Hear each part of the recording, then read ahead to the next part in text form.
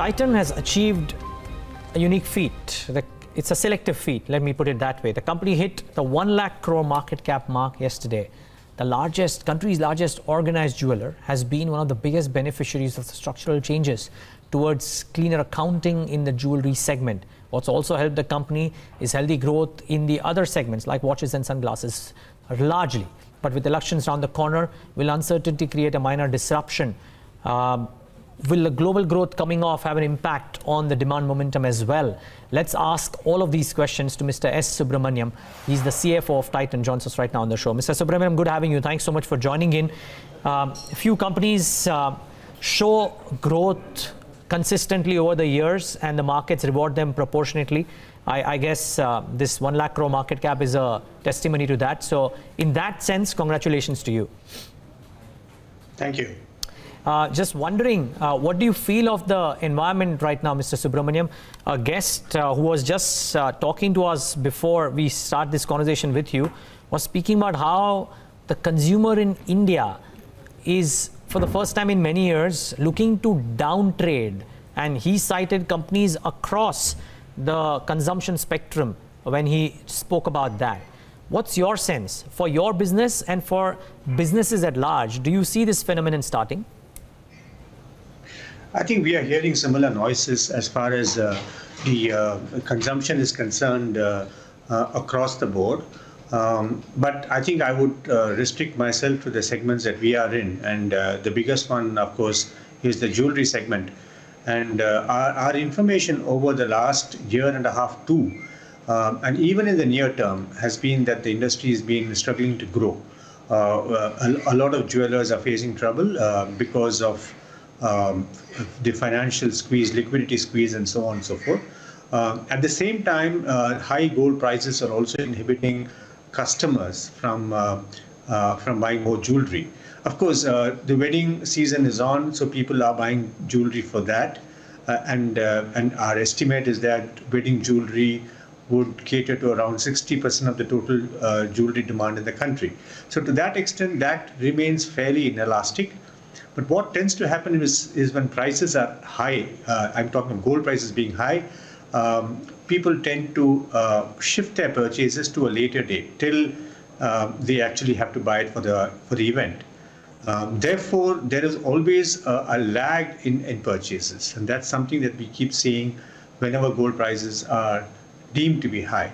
I think that's not an exception now as well. So the industry is going through pain. Titan per se we've been doing quite well, I should say. Our market share gains are continuing. Everything that we've been doing over the last 2 years are yielding fruit. And of course, the tailwind that we get from the regulatory interventions are also helping companies like us quite well. So it's a tough market, it's tight. I think we are holding on to our growth. Somebody made the point, Mr. Subramaniam, I'm drawing a parallel out here, that what the Nifty does need not necessarily be true for the economy at large. And therefore, my question would be, what Titan does, would that hold true for the space at large, or you would continue what you are doing irrespective of what the space is going through? I think that's the plan. Yes, I think we would just do what we have to do. In fact, this is something that we talked about even 3 years back when we saw that the growth in the industry had slowed down significantly. If you realize up to 2012-13, gold prices were going up, and therefore there was a tailwind. The jewelry industry was growing at a very, very fast clip, possibly double-digit plus. But post that, gold prices have been volatile, and therefore the growth of the industry per se has slowed down significantly. Therefore, we realized that the only way we can grow ourselves, if we were to grow at something like 15 to 20% at least CAGR, we need to start gaining market share. And that is why 3 years back we looked at wedding jewelry, high value studded, and various aspects like that. And also the network rollout. We said we need to be far more aggressive in the network rollout now than we have been in the past. What's been helping us is a lot of the formalization of the economy as well. That's been helping us. But a lot of the initiatives that we've been putting together over the last 2-3 years and executing, and I think executing well is what is paying dividends now. So we therefore expect, we are planning to grow despite a slowing down in the industry by just focusing on our initiatives that we've stated in the past. Mr. Subramaniam, in light of what you just said, so what is the target market share going to be for you? What is the trajectory of growth in order to gain that market share going to stack up for Titan? See, when we talked about the 2.5 times jewelry numbers, revenue numbers over the next 5 years, we ballpark, we're looking at something like a 10% market share. Assuming that we will be growing at a CAGR of around 20% and the industry may be growing at maybe 5%, 6%, and so on. So that, if you look at mathematically, would be right. So if you ask me, that is a target. Whether we achieve depends on how we execute. Will that include changing the mix in terms of contributions coming in from segments like watches?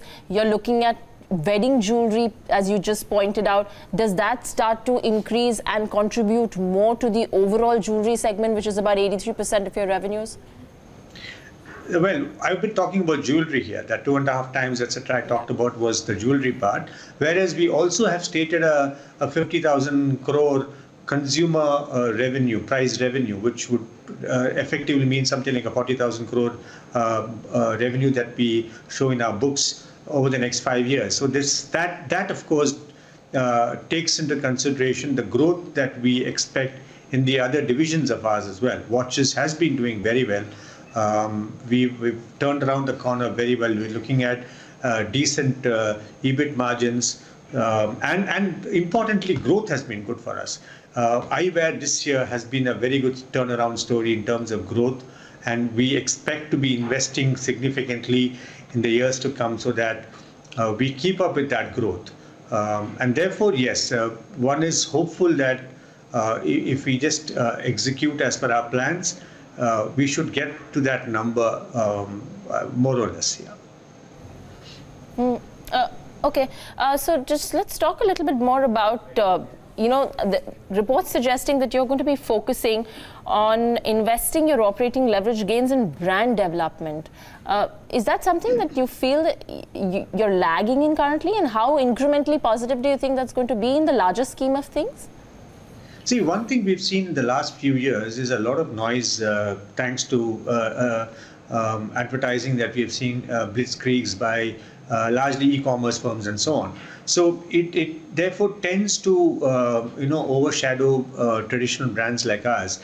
And therefore we have decided that in certain segments of ours, like the eyewear business, for example, we are also getting into distribution. It makes a lot of sense to invest a little disproportionately in the short term so that the brand gets to be far more powerful than it has been in the past. So yes, in the case of eyewear, for sure, we are looking at increasing our ad spend, but it's not the same with the other two divisions. Our brand metrics on both Tanishq as a brand for jewelry and Titan, Fastrack, Sonata in the watch segment has been good. I think therefore I don't see us increasing any, and that of course would be the bulk of the advertising spend as well. I don't think we will be increasing our spend there disproportionately, because I think we are quite okay on the metrics now. But eyewear is one area where we would be investing more. Okay. Mr. Subramaniam, one question, final question from mine at least. Aside of jewelry, wherein I don't know if down trading is really possible, for the other segments and maybe for the industry at large, I know we started off the conversation there with probably some bit of this point. Have we seen customers preferring lower price points, the same customers who earlier were maybe not price agnostic but comfortable buying at a higher price point? Are those customers starting to become more conscious of the price points and starting to downtrade? I don't think we are seeing that, at least as of now. Not much of evidence of that, because if you look at my average ticket size, it's been holding on to what we've been doing over the last year and a half.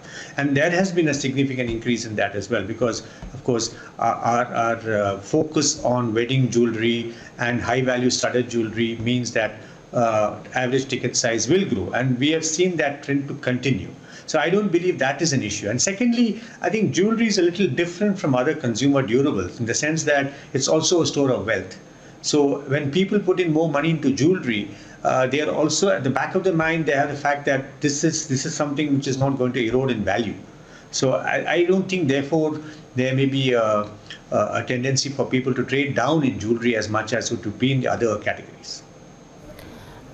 Just one final question, Mr. Subramaniam. Could you leave us with a margin guidance? That's something I won't give. See, we have stated our position clearly that we are more focused on the top line growth. And I talked about the numbers, 50,000 crores consumer price and so on and so forth. I think what we are looking at doing is to get that rather than look at a margin as a goal. Now, having said that, you have seen over the last 2-3 years the improvement in the margins, which have been substantial. Okay, that's coming out very clearly out of operating leverage. So I believe that if we were to actually grow at something like a ballpark of 15 to 20% every year from now onwards, there has to be a benefit on the margins as well. But that's not the main goal. The main goal is to actually get the top line more. Okay, we'll leave it at that. Mr. Subramaniam, thank you so much for taking the time out and all the best for the quarter. We'll, of course, look forward to talking to you after your results are out. Thank you.